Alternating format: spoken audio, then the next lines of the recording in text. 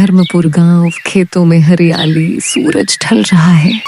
राघव खेतों में फसल देख रहा है, उसके साथ मीरा और बच्चे। देखो मीरा, फसल कितनी अच्छी हुई है। अब हम बच्चों को भूखा नहीं सोने देंगे।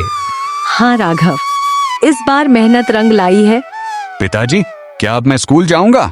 हाँ बेटा, अब तू स्कूल भी जाएगा और नए कपड़े भी मिलेंगे। और मेरे लिए क्या लाओगे? तेरे लिए गुड़िया और नई चूड़ियां।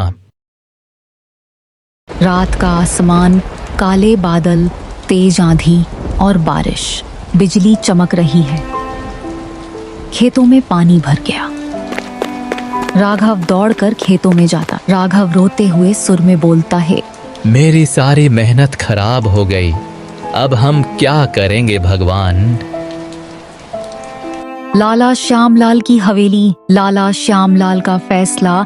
राघव जोड़ी पकड़कर मोहलत मांगता है। लाला जी, बारिश ने सब कुछ बर्बाद कर दिया, कृपा कुछ दिन और दे दीजिए। तुम अब जमीन के मालिक नहीं हो, अब ये जमीन मेरी है। राघव अपनी पुश्तैनी जमीन खो देता है। जंगल की ओर, जंगल का किनारा, पुरानी कुटिया। राघव अपना परिवार लेकर जंगल आता है।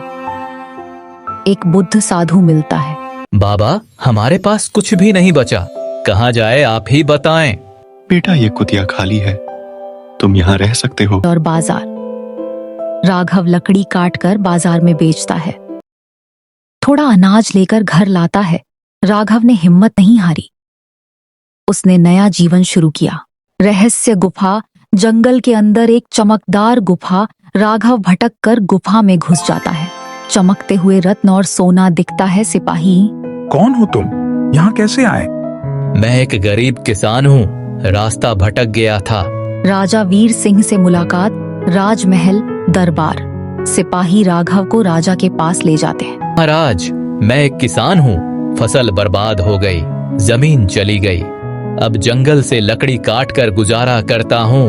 तुम्हारी बातों में सच्ची है। ये लो कुछ सोने के सिक्के, अपने बच्चों का जीवन सुधार लो। राघव सिक्कों से कर्ज चुकाता है, अपनी जमीन वापस लेता है। गांव वाले उसका सम्मान करते हैं। राघव ईमानदार और मेहनती आदमी है, इसका सम्मान करना चाहिए। लाला वही राजा का गुफा में जाता है। तेरे अंदर लालच की गंध है। राजा ऐसे लोगों को अंदर नहीं बुलाता। गुफा लाला के लिए हमेशा के लिए बंद हो जाती है। राघव का उदय गांव। राघव अपनी मेहनत और ईमानदारी से गांव का सम्मान व्यक्ति बन जाता है।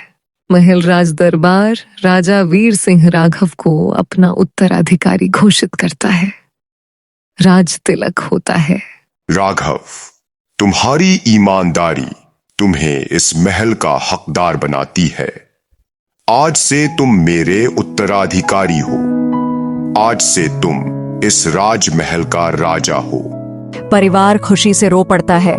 जो ईमानदारी और मेहनत का रास्ता चुनता है, वही असली राजा बनता है। राघव गरीब किसान से बन गया राजा। राघव